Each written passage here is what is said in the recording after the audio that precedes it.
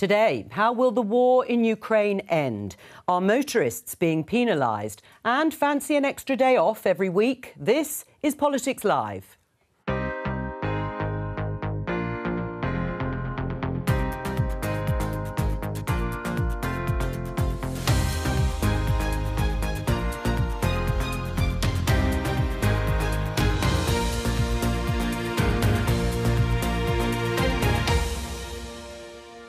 Joining me today, Conservative MP Theresa Villiers, Labour MP and Shadow Culture Minister Alex Davis-Jones, former Conservative advisor Salma Shah and contributing editor of Novara Media Ash Sarkar.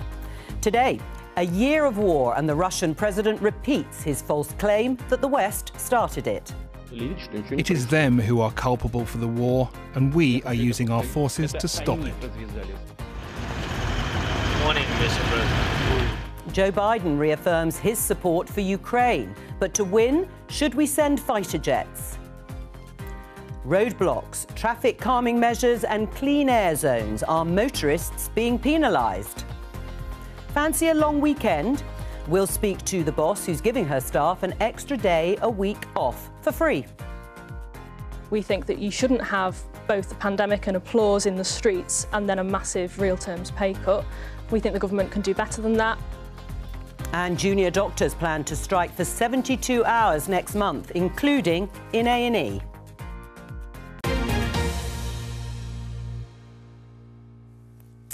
Let's just start the programme by showing you pictures that have just come into us from Warsaw in Poland. Here is the President. He's on a European tour. You saw in the headlines him greeting President Zelensky, the President of Ukraine, when he flew into Kyiv. Somewhat surprisingly that he has undertaken this mission, if you like, with the war raging on, just as Vladimir Putin, the Russian president, has addressed both houses of parliament in Russia, restating his false narrative that the West started the war in Ukraine and that Russia is only protecting itself and its people. President Biden is meeting dignitaries here. He will be meeting other European leaders about consolidating the West's response to the conflict in Ukraine. Let's just show you, or I will read the headline in the Daily Telegraph, which was Boris Johnson and Liz Truss yesterday. She made an intervention in the House of Commons, her first, I think, since stopping being Prime Minister, heaping pressure on Rishi Sunak, the Prime Minister, to send fighter jets to Ukraine. Former Prime Ministers unite in call for lethal weapons to be sent to Kyiv sooner. Do we need to send those fighter jets that both Boris Johnson and Liz Truss are calling for, Theresa? I'd like it to be possible. For the moment, it seems like it's not viable. But from what I can understand, ministers are doing everything they can to meet all the asks that they've received from Ukraine, including training pilots. So in time, I hope it may well be possible to get them jets as well. All right, so you are in favour. You're not worried about escalation, which is one of the concerns that has been put forward. Well, that's why work has to be done to ensure that this can be done in a safe way. But I would like it to be possible for fighter jets to be supplied by the UK and its allies to Ukraine. But of course, we have to take into account those risks before a final decision can be taken on this. Alex, what do you think in terms of fighter jets? That's what's being asked for. There are certainly plenty of military experts, as well as President Zelensky, of course, in Ukraine, who say they are needed if they're going to defeat Russia. I actually agree with Theresa on this. I think it's vitally important that when equipment is supplied or where fighter jets are given, that the pilots have the necessary tools and expertise to fly them. It's not as simple as just giving them over. These are very technical pieces of kit, and it's important that we do train the forces in Ukraine, and we've been doing that, and we lead the way on this because that's vitally what's needed. Right. I mean, this is about defeating Russia, Ash. And which side are you on? Would it help bring this conflict to a swifter end in favour of Ukraine, or could it risk escalation in terms of sending fighter jets? I'm on the side of peace. And I'm on the side of a lasting and stable peace. And what worries me about some of this talk about fighter jets is that it puts Britain really out on a limb and out of step with the likes of Germany and the United States, who've been quite clear that fighter jets at this moment would be an unacceptable escalation. And one of the things that concerns me about the way in which this discussion takes place in the UK is that you've got this kind of political one-upmanship where both Labour and the Tories are going, OK, you want tanks, we'll give you tanks. You want fighter jets, we'll give you fighter jets, because they're playing to a domestic audience. Whereas actually, I think that there's some uncomfortable truths here, which is the British priority, it seems sometimes, has been to prolong the conflict because they think that in the longer term that will weaken Russia and destabilise Putin. Now, you might agree with that as a strategic goal, but there's a cost to that in civilian lives, of course, and also to Russian conscripts. Just as we are looking at these pictures, Sawa, before I come to you, this is the arrival of President Jo Biden in Warsaw, in the Polish capital. You can see here all the dignitaries and political leaders there to welcome him. He was in Ukraine, of course, earlier and yesterday. What is your view, responding to what you've just heard there from Ash? So I don't think it does play necessarily to a domestic audience. I think a lot of people are very worried about the instability that this war has created, not least on themselves and their pocket on energy bills. And nobody likes seeing the pictures that are coming out of the devastation that is being wreaked by the Russian army in Ukraine. I think what we have to understand is, whilst we may be an outlier as far as the US and Germany is concerned, it doesn't make us wrong. And whatever we go through in terms of the process of deciding whether fighter jets are going to be sent, it has to be about, I agree, about how we bring the war to a swift conclusion. Now, we've already seen Putin saying that, you know, there is going to be a reaction if the US acts first, and we're assuming that means the use of tactical nuclear weapons. And we can't rule out that actually we are going to have to stand with Ukraine, because this is so much deeper and it's so much more fundamental than just how this plays out. Russia has been a hostile state actor against Western liberal values for a very, very long time. We didn't say anything when he marched into Crimea. We didn't say anything when he started his actions on the eastern border. So we have to take a stand. And if we don't do it now, where is this going to lead us? I mean, I think that there's a certain irony in hearing from the Conservative Party, well, we didn't take a stand when he marched into Crimea. You're right. In fact, the Conservative Party kept accepting Russian money. This is not a Conservative Party view. Well, no. I mean, I think that this is actually part of the issue I'm trying to highlight, which is this whole time, for years, we have allowed Russian oligarchs to hide their money in the City of London, to launder their money, to buy up assets. We've allowed Russian money to slosh through our politics. And now, when we're seeing the devastating consequences of that, a war of aggression by a power that clearly feels to be, you know, absolutely above international law and international norms, now we go, OK, well, what about fighter jets? What about things which risk an escalation, where the cost will be paid in civilian lives? I mean, is there a sort of logic continuity there between allowing, yes, oligarchs to come and settle here, work here, expand here, and the aggression, military aggression from Russia? I don't think there is a logical line to draw between those two things. I do think that there has been a naivety about thinking that opening up economic markets and creating those economic links was going to lead to more stable relations. That is certainly true. But that hostility that was coming from Moscow was going to be there whether we'd opened up our markets or not. That's not a direct correlation. But I do think that we have to understand that we are in a different game now. This is a different scenario. We tried, under the Cameron years and with George Osborne as Chancellor, to reach out to people who we thought were previously foes, ideological foes. That was true of China. That was true of Russia. That clearly has not worked. So what are we going to do now? And the answer, in my mind, is to take a stand. Now, that doesn't withstand the fact that sending fighter jets could lead to an escalation, and that decision needs to be taken very carefully. But ultimately, we need to work out what the end game is, and right now, it is not clear.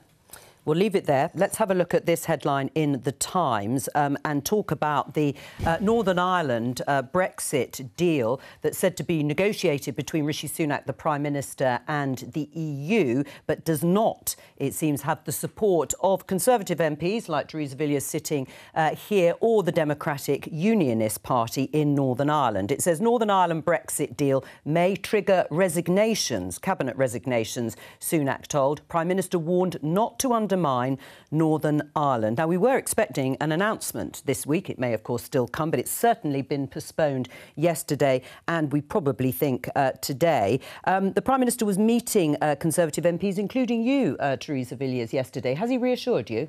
Well, I did meet him yesterday. It was a private meeting, so I can't talk about what went on. But the Prime Minister has been very clear publicly that no agreement has been reached, but he and his team are working incredibly hard to try and secure one. And their goal is an agreement that works for the whole of the United Kingdom, including the people of Northern Ireland. And obviously, he wants to see an agreement which will deliver power sharing restored at Stormont. So why did you go and see him?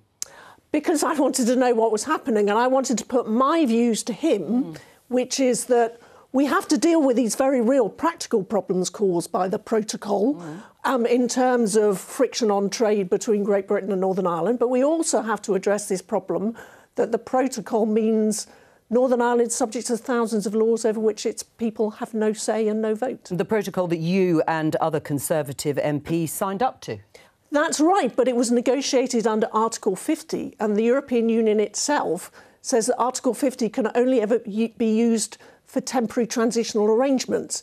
It was always going to be the case that the protocol was temporary and we'd need a longer-term solution. Is that what it really is? That why you signed it? Because you thought that after a certain amount of time, a fairly short amount of time, that you and your colleagues would then object and call for it to be rewritten or redrafted? Well, the protocol itself contemplates it's going to be replaced. There was every expectation that might happen as part of the Trade and Cooperation Agreement. It hasn't, but you know, we're talking about political stability in Northern Ireland and the integrity of the United Kingdom as a country. But you signed up to deal with what I don't understand is you signed up to precisely that. I mean, it may have been the right thing to do, but I mean, there were endless warnings of the impossibility of squaring that circle, namely in order to avoid a customs border on the island of Ireland and maintain the integrity, as you call it, of the Good Friday Agreement, there would have to be a border somewhere, namely down the Irish Sea. You agreed to that, temporary or otherwise. As a temporary measure, it was always vital that we have a long-term solution, and it is possible to deliver one on the basis of, for example, the Northern Ireland Protocol Bill, which would introduce these green and red lanes and would ensure that people who are not doing business with the EU, not exporting to the EU, don't have to worry about single market rules and don't have to worry about NIP-related checks. Right. Is the deal being negotiated, even if it hasn't been signed off, by the Prime Minister, better or worse than the protocol you signed up to? Look, I'm not privileged to know what is going on in these negotiations. But he must have told you in the meeting, you went to see him, he must have given you Rishi Sunak, a broad outline of what's in this deal. I mean, do you think it is better or is it worse than what we currently have? And until I see the text of an agreement, I can't say if it's better or worse than the status quo. All right, I put you under a little bit of pressure there. But, Salma, how much trouble is the Prime Minister in over this? Talked about cabinet resignations. Is that likely? Well, it looks like from some of the noise that is coming out that there could be cabinet resignations. And, of course, this isn't just about the technicalities of the deal. It is about the politics that is involved in this. And we have a certain former Prime Minister, in fact, two former Prime Ministers on the backbenches who've got some strong views on the protocol bill and, indeed, on their own ambitions to return to public office, I suspect. So this is a sort of dangerous time. And I might say that it reminds me of the last time I was in government in 2019 when Theresa May was Prime Minister and facing the exact same scenario. Right. What advice would you give Rishi Sunak then at this point? Don't repeat Theresa's mistakes. And how does he do that? By not repeating them? Does he go softly with MPs like Theresa Villiers, or does he ignore the Democratic Unionist Party? Well, he can't ignore the DUP. That's certainly true. The DUP doesn't seem to be... I mean, there are... From the quotes that are coming out, from what they've seen, they don't seem to be totally satisfied, but they are not totally dissatisfied either. Alex?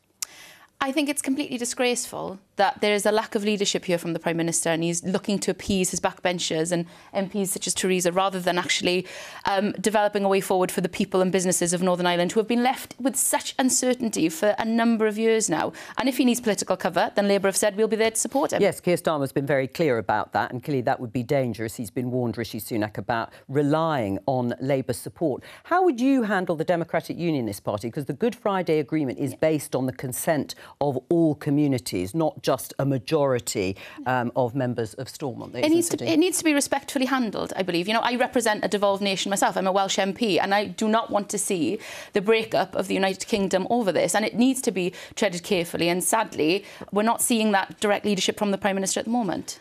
Ash? I mean, let's all be real. This has got nothing to do with the technicalities of the protocol. It is about political opportunism. Rishi Sunak is a weak Prime Minister. Everybody knows that he's nobody's first choice of prom date, all right? And you've got Boris Johnson and Liz Truss, who are keeping themselves in the public eye, trying to raise their profile. And this is a really good opportunity to play some of those songs from, you know, the Brexit impasse and to destabilise his position further. And the excuse that I don't buy here is that the Northern Ireland Protocol was always meant to be temporary. You lot stood on a manifesto and you said it was an oven-ready deal. Now, if you go, it's an oven-ready deal, but actually we're going to tinker with some of the ingredients now and take some stuff out, we have a very different definition of oven-ready. Well, actually, I think you're completely wrong to say this is about opportunism. This is about peace and political stability in Northern Ireland. Northern Ireland hasn't had a government for months. That is not good for Northern Ireland. It is undermining the Good Friday Agreement. We need to fix this. But when it is the EU who needs to move their position. They are the blockage. Not a single unionist MP or MLA supports the protocol. They all need it changed. So if we're going to restore political stability in Northern Ireland, we have to make some changes to the protocol. You guys knew all that when you were negotiating the deal, and then both parties signed up to it, and you go, it's the EU who needs to change. Now, I'm not a business leader. I've not done many negotiations, but this seems to be a very weak hand that you've got. And when it came to the DUP, when Boris Johnson needed his so-called oven-ready Brexit deal to put to the people, essentially, he told them, you know, to go sing. There's going to be some kind of regulatory border down the Irish Sea. We don't need your support anymore. Goodbye. And you guys all signed up to it. Now you're finicking about the detail, which fine is your right, but don't claim that it's the EU's fault. The chief vet in Northern Ireland said that if the full range of checks that the EU wanted were applied, then 50% of all the veterinary certificates issued on the EU's external border would be issued in relation to GB2NI trade. That is entirely disproportionate. We didn't sign up to the EU's entirely disproportionate implementation. Yes, you did. You negotiated the deal and you signed it. And now you're trying to go back and take it back to the shop. The EU is subject to international trade rules which require them to take a proportionate and evidence-based approach to any checks required before coming into their single market. You signed up to it. They're manifestly not doing that, Ash. They really are not. You signed up to it. Even with not a word of the protocol changed, the EU should be altering its position on this. Do you think the Democratic Unionist Party will sign up to any sort of deal and be happy with it? They've been positive about some of the progress that's been made. They were fairly emollient coming out of lengthy meetings with the Prime Minister in Belfast. But they obviously have to ensure that the Good Friday Agreement is not undermined. They have to ensure that Northern Ireland's place in the United Kingdom and the UK's internal market is protected. We're going to talk about something completely different. Let me show you this headline in the Daily Mail. Tory Red Wall MP being a Conservative who's won a seat that has been traditionally Labour, Nick Fletcher hits out at international socialist concept of 15-minute cities as he condemns low-emission zones and warns traffic control measures will cost us our personal freedom. This was in a Commons debate mounting to a war on the motorist. He talked about 15-minute cities. He also talked about low-traffic neighbourhoods, which aim to reduce motor traffic in residential areas by using either cameras, planters or lockable bollards that you can see here in these pictures. The question is whether schemes like these which are there to promote walking and cycling over taking your car, do more harm than good. Do you agree with your colleague Nick Fletcher, Theresa Villiers, that this is, as he calls it, an international socialist concept that is denying people of their freedom to travel about as they please? Well, I wouldn't use those words, but I'm worried that about a number of schemes, particularly in London, but now in other places as well, which are anti-car. Now, there is a role for clean air zones. We do need to improve air quality and charging zones have a part to play in appropriate circumstances. But we've seen traffic mayhem caused by low-traffic neighbourhoods in London, and we also see the Mayor of London wanting to extend his ultra-low emission zone to the suburbs, when his own figures say it'll have a marginal impact on air quality, and yet it will hit people with big new charges at a time of an increase in the cost of living, and therefore it's completely unjustified. Alex? I think they sound like a bit of a pipe dream. I think they sound like a lovely, idealistic utopia. But when you have to take a bus for 2 hours to travel a few miles, the infrastructure isn't there to support the current system, and that's what you need in place. I would love to be able to shop on my local high street, walk my children to school, do everything I need in my local community as it used to be. You know, develop that sense of community, support local businesses, to support local amenities and services. But currently, because of the lack of investment and lack of infrastructure to support these, we don't have them there. Right, so do you think things like low traffic neighbourhoods, which are encouraging cars to have to go on fewer roads or avoiding residential areas, do you think they don't work? I think they do work. You look at the ULEZ scheme in London, it has worked. It has significantly reduced, it has reduced the air quality, and we are, you know, trying to prevent these preventable deaths. 4,000 Londoners a year die as a result of, you know, a contributing factor of low air quality. Something needs to be done. Something needs to be tackled. Again, we need clear leadership here. We've got City Khan taking clear leadership in London, and it needs to take firm action. But you need to have, as I said, the infrastructure in place to support it first before you develop these low traffic neighbourhoods. Right. I mean, we can show our viewers and our guests some of the clean air zones, as they're called, aiming to cut pollution, encouraging people to drive less polluting vehicles by charging drivers of the most polluting vehicles. These are areas in the UK that have already got them, but they're going to be expanded further. You can see here with cities right across the UK too. Do you think they're a good idea? I do think they're a good idea in principle. But of course, you are hitting the practicalities. And this is the thing with any policy or any idea that you're developing, is that as soon as you hit the reality of what people have to do in order to transition to this, it becomes problematic. And I think you can't ignore the fact that people are going to struggle who are motorists at this point in time in order to get to where you want to with these 15-minute cities. It's been trialled in Florida. This is a scheme that's been there for many, many years, decades in Florida. Paris is trying to take this up, but I don't know how successful they're going to be in terms of the traffic that comes into those cities and those areas. I think London is very different and has to be accounted for. I mean, one of the problems is that cars are being pushed onto fewer roads, which is clogging up, to some extent, those roads, and no doubt increasing air pollution there. Is that a problem? Because you can't execute them in the way that they should be. So you're never going to get the perfect implementation right away. And when you have seen low traffic neighbourhoods being implemented in London, so the areas that I cycle around tend to be Haringey and Hackney, you do have that period of traffic being diverted onto main roads, and you have a lot more traffic jams. And then as people start using their cars less for those non-essential journeys, turning to active travel, you reach a kind of equilibrium where you see lower traffic overall and greater uptake of things like cycling and walking buses for school journeys. The thing I'll say about the 15-minute city is, let me tell you, the babes in Paris are having a great time. They are cycling. They are having a nice time in the cafes. But can everyone do? But can everyone do it? Can everyone do it? What the thing is that you have to build the infrastructure, as Alex says. If you live in a city which for so long has been dominated by the car, you get these residential islands with nary a shop to be seen. And I don't think that people prefer that they have to jump in a car and drive 10 minutes to get a carton of eggs. If you build the infrastructure, you build the services, the commercial services will come, people will be able to enjoy their neighbourhoods in a different way. I think it will have a huge role in reviving the high street, which has kind of been killed by these giant supermarkets on the edge of town.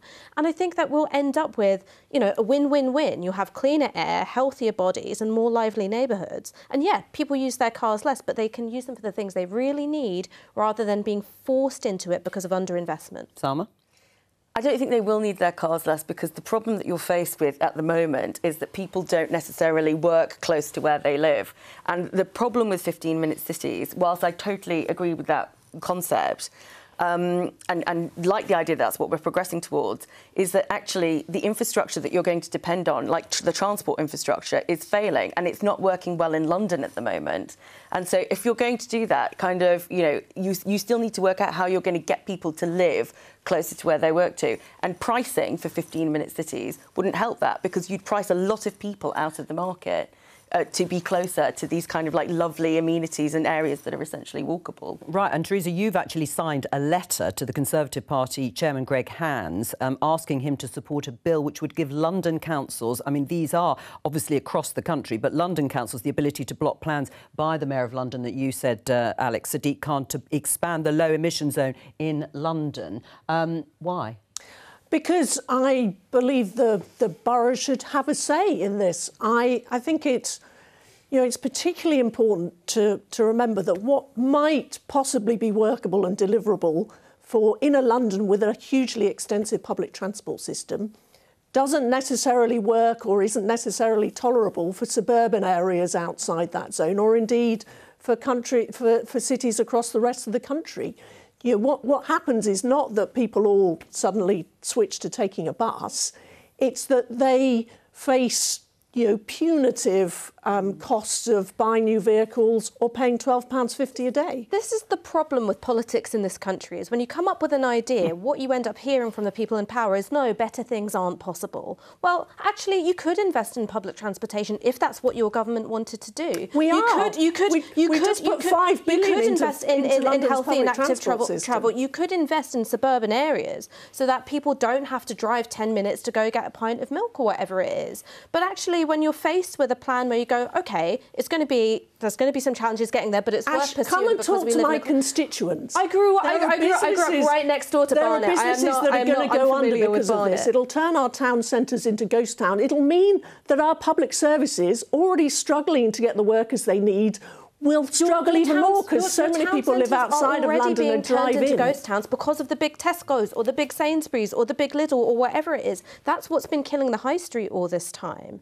Like that's the truth. The high street is guaranteed to be killed dead if these vigorously anti-car measures start to proliferate around the country. I mean, what if you can't cycle? And what if you can't walk very far? And as you said, the bus journey takes 2 hours. Aren't these measures unfairly penalising motorists and car drivers? I think they're unfairly penalising anybody who's unable to currently use those public services that they need to access them. Like you said, we need proper investment in our infrastructure at the moment. We haven't had it. You know, this phrase levelling up keeps being bandied about, and it doesn't actually mean anything if you're not going to invest and create that thing. What we've been discussing is incredibly London-centric at the moment. You come to a seat like mine in South Wales, and of course there's an over-reliance on cars because of the nature, the topography of the seat. But what we need is clear direction and a firm sort of direction of where we're going to go in infrastructure. You've got the Welsh Government looking at developing a South Wales metro, which would make it easier for people to get out of their cars, which would invest in a bus and tram system, linking all of this together, which would reinvigorate the high street. You know, trying something new, taking the initiative to tackle some of the problems that we're facing, because, as Ash said, we're not going to do anything if there isn't a lack of clear direction and a policy to make lives better for people and to reinvigorate the high street. Well, let's talk about a 4-day working week. A 6-month trial of working 4 days a week instead of the traditional 5 has ended, with many companies deciding to stick to that pattern. 61 companies took part. 56 say they will continue with the 4-day week. Here's the headline in BBC News: firms stick to 4-day week after trial ends. Let's talk to Carly Goodman-Smith, who's Operations Director at Tyler Grange. And Tyler Grange, an environmental consultancy, trialled it and is going to stick with it. Tell us about the experience of the 4-day working week for you. It's been fantastic, to be honest. We did a lot of planning ahead, but we did bring it forward in order to align with the UK's pilot programme. We had originally planned to do it in January, so it was a bit of a sort of suck it and see sort of situation, but it's been overwhelmingly positive and seeing huge benefits to the business. Levels of sickness and absenteeism is down. Our productivity has actually improved since going on to 4 instead of 5 days. And everyone is sort of happy and healthy and raring to go on a Monday morning because they're well rested from a 3-day weekend. And when you say productivity has improved, in productivity for the company as a whole, or individual productivity has improved as well, even though people are working 4 days, so 80% presumably of the hours, and being paid the same? That's right. So the concept is 100% pay for 80% of your time with a view to maintaining 100% of productivity. And we've been measuring it across the business, and our productivity has actually gone up to equivalent of 102%. So with only 80% of our working hours. So across the business, we have seen increased productivity. It really does focus the mind when you've got 4 days to deliver your workload instead of 5. Yeah. And like I say, we've had reduced absenteeism and brought in measures to improve efficiencies in the business. How many employees are there, Carly? We've got about 85 to 90 at the moment. We're quite a seasonal business, so it kind of flexes in the summer months, but yeah, at the moment around 85. Well, Carly, we're going to just show this picture of your happy co-workers demonstrating some of the things they've been able to do on their 5th day. Sama, what's not to like? No, it sounds brilliant, and I'm sure everybody would want to take advantage of that extra day to be able to do other things like hobbies and jobs and the odd jobs. I know I'm never out of errands to do, especially at the weekend. I think it's really interesting that this has come post-pandemic, because I don't think it would have been as readily accepted if people hadn't already started thinking about flexibility.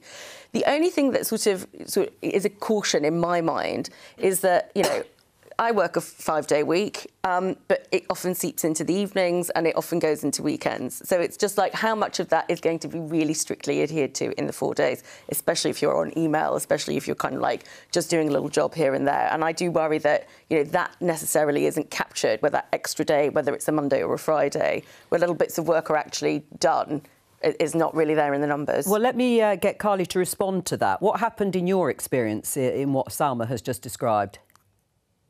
We were quite strict initially and said that we really didn't want anyone to be doing anything on a Friday because we wanted to see if it worked. There does have to be some flexibility sometimes. So if a client specifically asks for a meeting on a Friday and there's absolutely no way of changing it, then we will need to shift things around to be able to accommodate that. And I would never want to add pressure to our employees as part of needing to deliver in 4 days instead of 5. But overwhelmingly, like I said, we have seen that productivity of individuals and the ways that they work has massively improved. So if everyone is on the same mindset of, you hear banded around quite a lot, oh, that wasn't a very 4-day week meeting, if it goes on a little bit too long. So if everyone is working in the same mindset, then you get less of that seeping into free time. And I think it's about quality time as well. So our employees aren't just doing kind of life admin stuff, although that's so helpful to be able to do that on a Friday when the kids are at school, and so it doesn't affect your weekend. But we're also doing, loads of people are really investing in their communities, so doing volunteering on a Friday, as well as, you know, their own self-care. So being more available to family and friends, taking up hobbies, and just generally kind of improving their own well-being, so that when they're at work, they're working better. Would it work in every sector, Ash? I mean, 80 to 90 employees is a reasonable number of people to accommodate in a 4-day week. But could it work everywhere? Could it work in big public sector organisations in the same way? Well, we'd have to see, of course, but there was a report that came out by a think tank called Autonomy, I believe it was about 2 or 3 years ago, which modelled what would happen if you went to a 4-day week without a loss of pay in the public sector. And one of the things that they said is like, yes, you would have increases in productivity in some areas,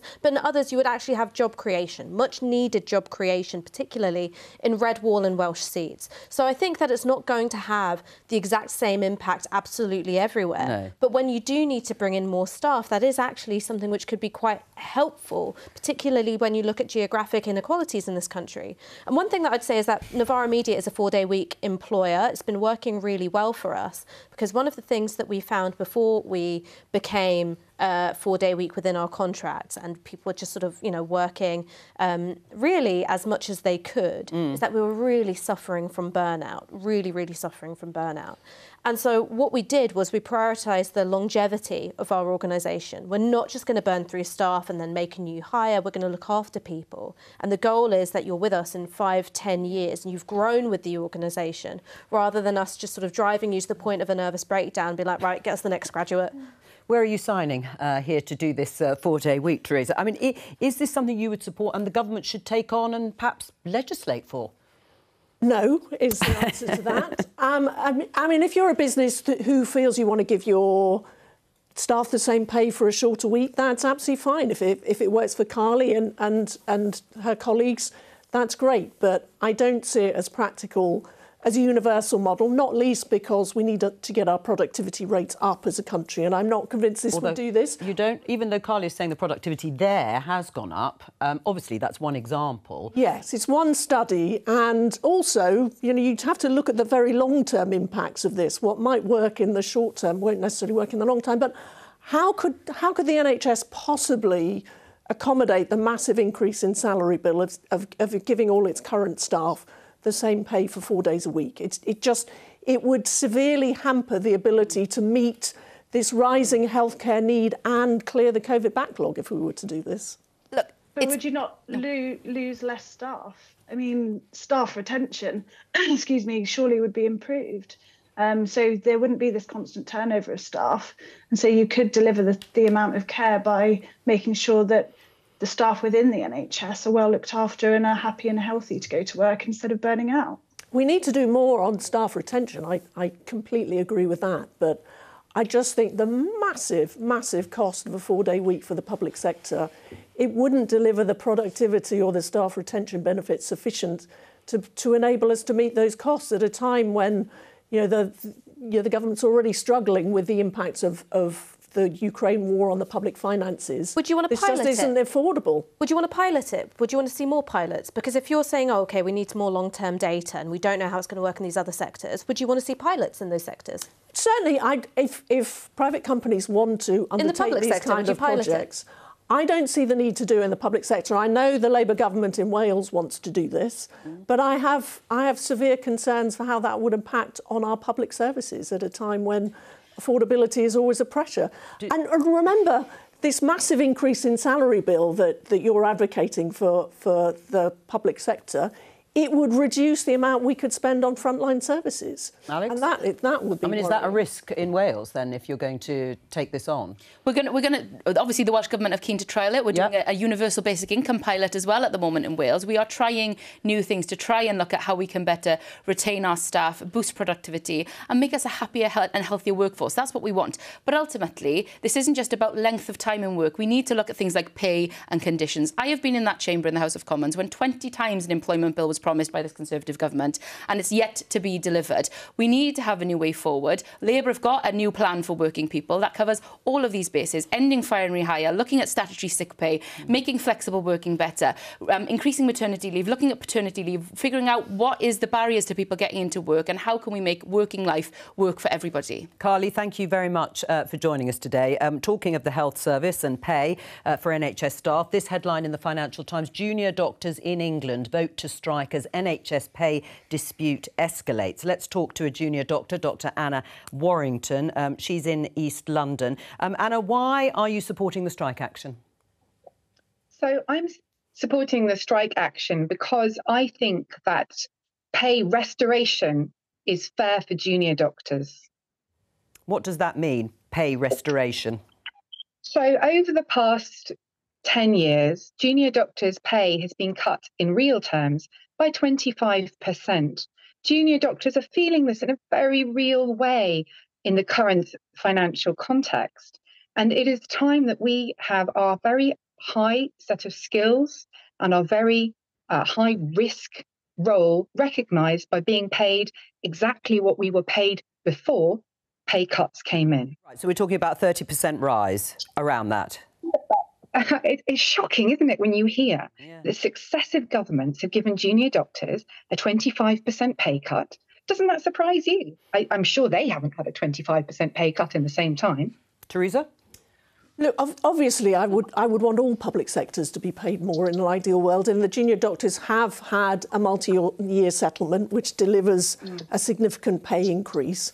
But, you know, the trouble is that inflation matching pay rises across the board in the public sector would be way beyond inflation, obviously. Could potentially fuel inflation, and that erodes wages and makes all of us poorer, and also leaves less to be spent on frontline services. Anna?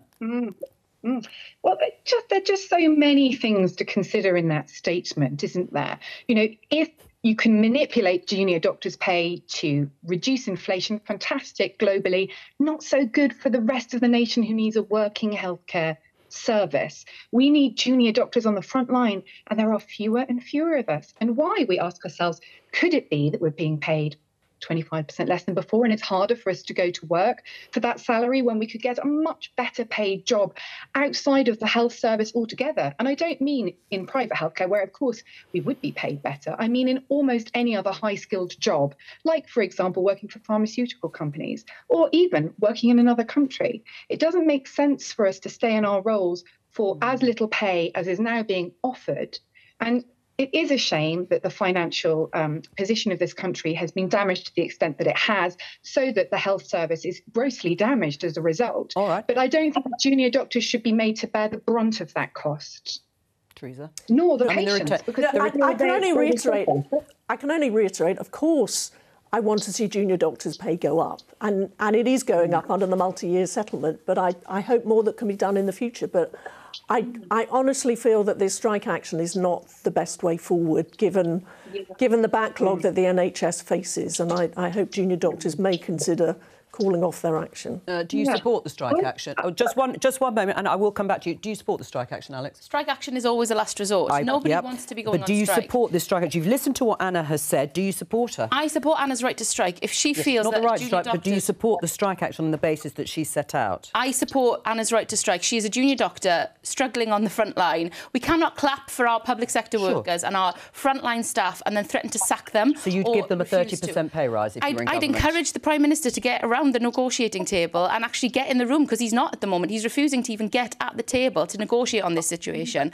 I'm not going to sit here and develop a manifesto or look at the finances when we haven't been given them. But what the Prime Minister knows, the Prime Minister and the Health Secretary are able to get around this table, and I'd urge them to do so, because, as you said, this is the last thing the NHS needs, but it's the last thing that junior doctors But would you give them any pay rise? Would you say to Anna, look, we'll get round the table. I think the settlement is something like 2% a year over 4 years, so just over 8%, nothing close to 30% or 25%. Would you give them a pay rise in the region of 10%? I don't know the figures. I haven't had them. I don't know the situation. 10% around inflation rate. Would you at least consider that if you were in government? I would be around. If I was in government, I would be at the table negotiating with the trade unions, trying to develop a way forward, not just ignoring them and preventing the strike action from prolonging. What would you do, Salma, in this situation? I mean, you've heard what Anna has set out. Junior doctors going on strike, including A&E. People will be worried about it. People will be very worried about it. And also, you know, it is always about that service provision. And, you know, it's hard not to have sympathy, because as the details have been set out, you know, there has been a stagnation in wages for a long time in the public sector, and that hasn't been as sharp because interest rates have remained so low. And now we are in a different context. And I think the only way that the government can really get around the negotiating table and talk to junior doctors and nurses is being honest and clear about the trade-offs that come with this. I mean, you know, in terms of the figures, we've had a budget. We know that the public finances are in a parlous state. However, there are two things that could be helpful in this scenario. One, we don't think that recession is going to be as long as was first predicted, and hopefully there will be more money left after the energy bill, the cap on energy bills have come through.